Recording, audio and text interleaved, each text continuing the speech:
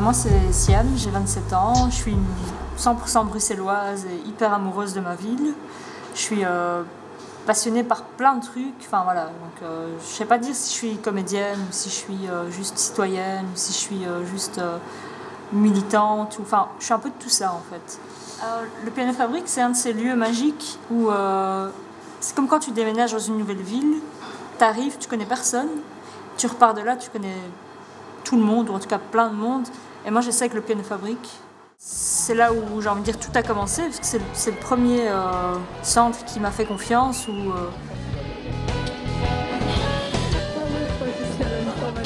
Bonjour, petit maroquinou. Alors, comment tu t'appelles? Moi, je m'appelle Abdelwahid. Mais au quartier, on m'appelle Abdelwan. Moi, j'ai grandi à Molenbeek. C'est en plein quartier maritime. Le quartier maritime, c'est... je ne vais pas dire que c'était la zone, mais voilà, c'était quand même un quartier hyper chaud de Molenbeek. C'est juste à côté de Tour et Taxi. Donc ouais, j'ai grandi un peu dans ce quartier entouré de grands frères. Je ne sais pas si j'ai vraiment eu une enfance avec des trucs d'enfants de mon âge, mais moi c'était plutôt Scarface, Bob Marley à la maison. Moi j'ai eu un coup de foudre pour la profession, enfin moi je sais pas, j'étais passée comme ça dans une école, enfin c'était une porte ouverte, j'avais été avec mon frère qui voulait faire du graphisme, donc on a été dans cette grande école, je sais plus c'est laquelle, mais voilà, c'est une école de cinéma aussi. Par ailleurs, mais du coup j'arrive dans cette école, moi je suis un peu parce que je suis un petit, la petite sœur qui était derrière, et puis je me perds dans les couloirs et je tombe sur des étudiants qui montent leurs travaux de l'année dernière, mais je tombe amoureuse de ça, quoi, tu vois, je tombe amoureuse de ce métier, de tous ces gens qui font des films, des vidéos, enfin voilà. En tout cas, je rentre à la maison des étoiles plein les yeux. Voilà, moi j'ai envie de m'inscrire dans cette école. Et puis là, c'est vrai que ça a fait rire. Hein. On m'a appelé Spielberg pendant plusieurs semaines. Hein. Je veux dire, c'était pas facile parce que c'était, ça coûte cher. Et puis en plus, c'est pas pour nous, tu vois. Donc il y a très vite eu ce truc de c'est pas pour nous. Moi, je l'ai vécu personnellement. Et effectivement, j'ai été convaincue longtemps que c'était pas pour moi. Pas pour les gens. Et puis, oui. Et puis je sais pas. Un jour, j'ai eu envie de. J'étais tombée sur une affiche comme ça d'un spectacle, je crois que c'était le mariage de Leïla, enfin voilà, je me dis, c'est la première fois que je voyais vraiment des jeunes qui me ressemblent et qui font du théâtre, et je me suis dit, mais c'est génial. Et d'ailleurs, j'ai jamais été voir cette pièce, c'est dommage parce que ça a été un moteur de plein de trucs pour moi, j'ai jamais eu l'occasion, mais du coup, je sais que je travaillais, je me revois encore, il devait être 2-3 heures du mat et on bossait en pharmacie donc, et du coup je me dis ouais, cette année je sais pas comment, mais je vais me mettre dans une troupe, j'ai envie de faire du théâtre, voilà, j'avais 21 ans.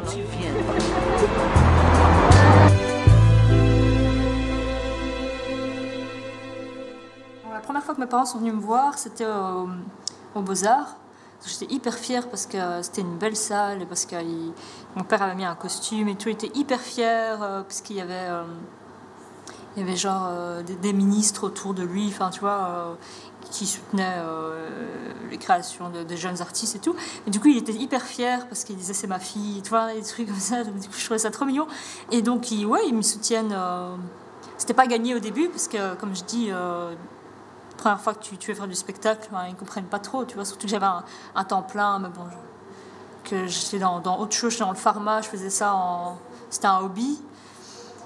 Du coup, ils ne savaient pas trop si j'allais m'attacher à ce truc ou si ça allait juste être une lubie, mais bon, au fur et à mesure, ils ont compris quand même que ça allait faire partie de ma vie, donc maintenant ils sont hyper cool. D'ailleurs, ils me demandent alors, c'est quand que tu fais la prochaine fois tes trucs et tout.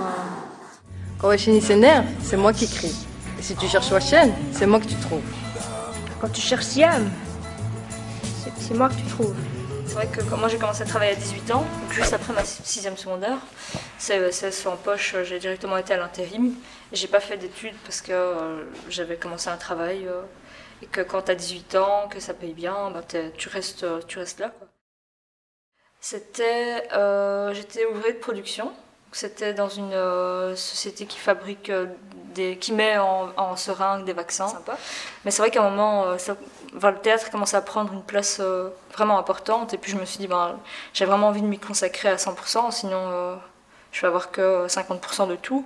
Et finalement, jamais un truc complet, quoi, parce qu'au travail, j'étais absente au travail, et du coup, je ratais des répétitions parce que j'étais au travail. Enfin voilà, donc à un moment, il a fallu prendre une décision, et c'est vrai que ça a été, je crois que l'une des plus grandes décisions de ma vie, voilà, de décider à un moment d'arrêter. Et puis, en même temps, j'avais moins de 30 ans, ce qui est toujours le cas, donc je pouvais me permettre encore de faire ce genre de choix, chose que tu peux pas faire quand, je pense, tu arrives à un certain cap de ta vie. Je sais pas si tu as des enfants, c'est déjà plus compliqué. Et puis, voilà, je pense que c'est vraiment tous les ingrédients qui ont fait que j'ai pu profiter de ça. Et voilà.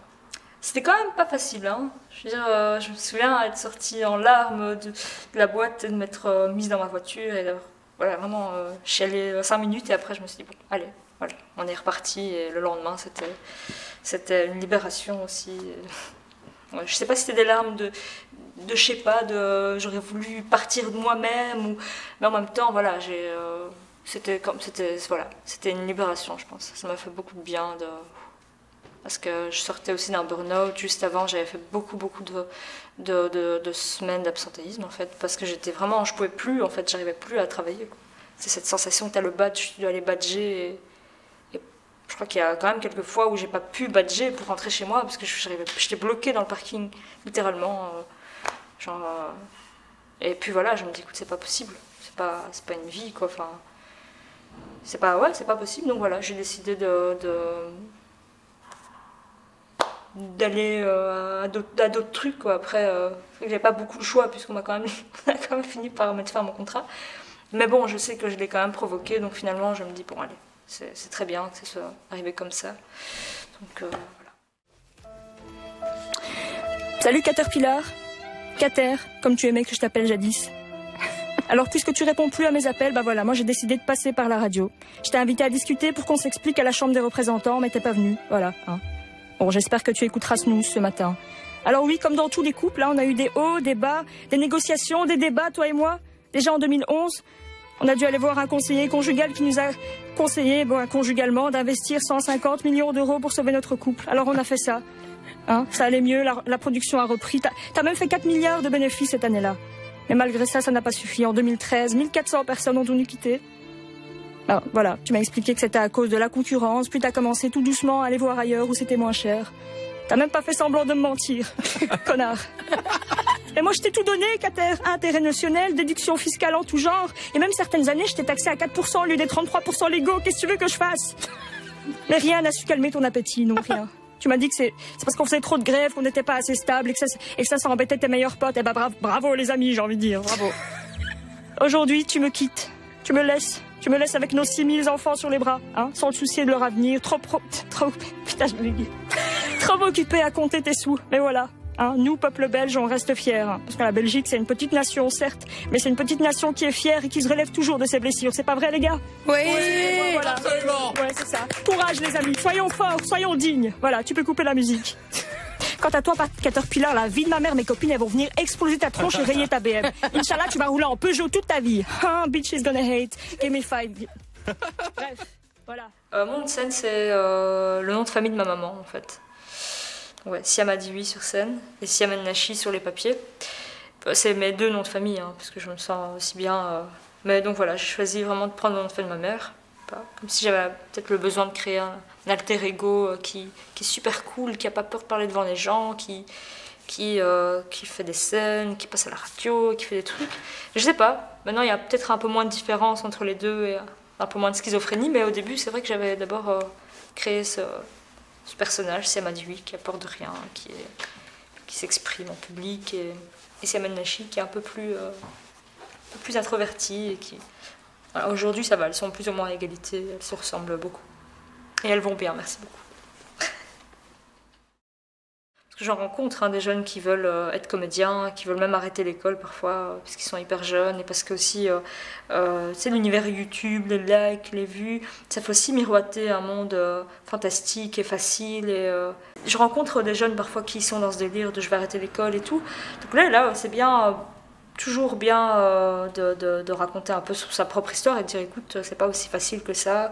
Mais c'est vrai que je rencontre des jeunes qui ont envie et qui parfois sont confrontés au ouais, ma mère elle comprend pas ou surtout les filles ça se fait pas, nanana. Le meilleur conseil à donner c'est ouais, il faut s'accrocher en fait, il faut s'accrocher, il faut y croire, il faut d'abord y croire soi-même parce que sinon tu vas convaincre personne quoi. Si c'est vraiment ce que tu veux, il faut s'accrocher. Et puis, les barrières, je pense qu'il y en aura toujours. Moi, j'ai pas fait l'IAD, j'ai pas fait d'école de cinéma, ni d'académie, tout ça, mais je pense que c'est des milieux où peut-être c'est encore un peu difficile d'accès, parce que je pense que tu as des tests d'entrée ou des trucs du style qui sont peut-être pas accessibles à tout le monde, et puis aussi à le prix. Mais donc voilà, j'ai pas réellement la réalité de ces choses-là, mais j'imagine que ça doit pas être évident. Donc je crois que ouais, le seul conseil, c'est vraiment de s'accrocher à fond, quoi. S'accrocher à fond, et puis si tu dois travailler 2 fois plus, malheureusement, dans certains milieux, ceux que je viens de citer, c'est parfois une réalité, il faut s'accrocher 2 fois plus et peut-être travailler 2 fois plus, mais voilà, dans tous les cas, s'accrocher, quoi, pas laisser tomber.